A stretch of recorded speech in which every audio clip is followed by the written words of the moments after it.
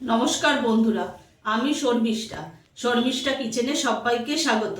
আজকে আমি আপনাদের সঙ্গে একটা মজাদার রেসিপি শেয়ার করছি, সুজির উপমা বা ঝাল সুজি যাই বলুন না কেন। চলুন দেখে নিই কীভাবে বানাই। সুজির উপমার জন্য আমি এখানে এক বাটি সুজি নিয়ে নিয়েছি, আর এখানে ছোট ছোট টুকরো করে গাজর নিয়েছি, ক্যাপসিকাম নিয়েছি ছোট করে টুকরো, এখানে আছে একটা পেঁয়াজ ছোট করে টুকরো করে কুচি করে নিয়েছি, একটা টমেটো কুচি আছে, একটা আলু কুচি আছে, আর এখানে 3টে কাঁচা লঙ্কা আছে, আর এখানে আছে কারি পাতা। ঝালটা আপনারা আপনাদের পছন্দ মতো দেবেন। আর এখানে আমি নিয়েছি কিছু কিশমিশ, কাজু বাদাম আর চীনা বাদাম। আমি গ্যাসটা ধরিয়ে দিলাম, কড়াইটা আমি বসিয়ে দিচ্ছি। প্রথমে আগে আমি সুজিটাকে একটু ভেজে নেব লাল করে। সুজিটাকে আমি ভালোভাবে নেড়ে চেড়ে লাল করে ভেজে নেব। সুজিটা লাল করে ভাজা হয়ে গেছে। আপনারা এই সুজির উপমা আপনারা সন্ধ্যার সময় জলখাবারে বা সকালে ব্রেকফাস্টে আপনারা করে দিতে পারেন। ছোটরা এবং বড়রা সবাই এটা আনন্দ করে মজা করে খেয়ে নেবে। সুজিটা আমার ভালো করে ভাজা হয়ে গেছে, এটাকে আমি নামিয়ে নেব। আমি এর মধ্যে সাদা তেল দেব, রিফাইন অয়েল। আমি 1 চামচ ঘি দিয়ে দেবো। এবার তেল আর ঘিটা একসঙ্গে আমি ভালোভাবে গরম করে নেব। তেলটা ভালোভাবে গরম হয়ে গেছে। এখানে যে আমি পেঁয়াজ কুচিয়ে রেখে দিয়েছিলাম সেটা আমি কড়াইতে দিয়ে দেবো। পেঁয়াজটাকে আমি একটু লাল করে ভেজে নেব। পেঁয়াজটা লাল করে ভাজা হয়ে গেছে। এখানে আমি আলুটা দিয়ে দেব। আলু, আমি কাঁচা লঙ্কাটাও আমি দিয়ে দিলাম, আর এখানে গাজরটাও আমি দিয়ে দেবো।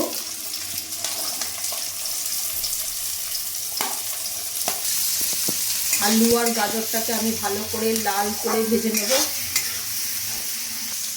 আপনারা এই রেসিপিটা বাচ্চাদের স্কুলের টিফিনেও দিয়ে দিতে পারেন, বাচ্চারা খুব মজা করে খাবে। আমার আলু আর গাজরটা ভালোভাবে ভাজা হয়ে গেছে। এখানে আমি ক্যাপসিকামটা দিয়ে দেবো।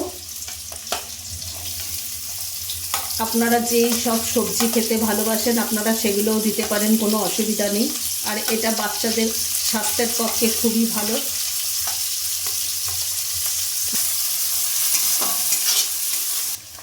আমি পরিমাণ মতো নুন দিয়ে দেবো। নুন দিয়ে ভালোভাবে আমি নাড়িয়ে নেব। এবার আমি কারি পাতাটা দিয়ে দেবো, আর টমেটো কুচিটাও আমি দিয়ে দিলাম। আমি সমস্ত সবজিগুলো ভালোভাবে ভেজে নেব। এখানে আমি যে চীনা বাদামটা নিয়েছি এটা ভাজা, সেজন্য আমি আর আগের থেকে ভেজে নিইনি। আমি এটা দিয়ে দিলাম। আমি কিশমিশটাও দিয়ে দিলাম। আমি কাজু বাদামটাও আমি এখানে দিয়ে দিলাম। এবার আমি ভালোভাবে নাড়িয়ে নেব। এবার সবজিগুলোকে ভালোভাবে ভেজে নেব, যেন সবজিগুলো ভালোভাবে সেদ্ধ হয়ে যায়। এবার আমি সুজিটা যে ভেজে রেখে দিয়েছিলাম সেটা আমি কড়াইতে দিয়ে দেবো। এবার আমি ভালোভাবে নাড়িয়ে নেব। এখানে আমি একটুখানি হলুদ দিয়ে দেবো।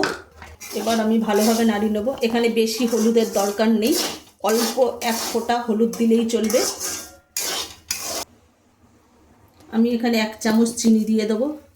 আপনারা যদি বেশি মিষ্টি খেতে পছন্দ করেন তাহলে চিনিটা একটু বেশি করে দেবেন। আমি এখানে 1 বাটি সুজি দিয়েছিলাম, আমি এখানে 1 বাটি জল নিয়েছি, কিন্তু জলটা আমি একসঙ্গে পুরোটা দিয়ে দেবো না, একবারে আমি অল্প অল্প দিয়ে নাড়বো।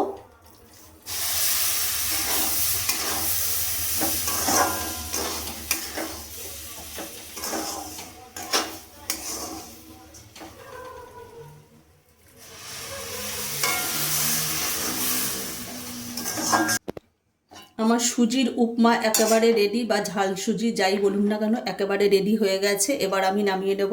দেখুন কত সুন্দর হয়েছে দেখতে, তাহলে খেতে কত সুন্দরই হবে। আপনারা তাহলে চটপট একবার এইভাবে বানিয়ে ফেলুন।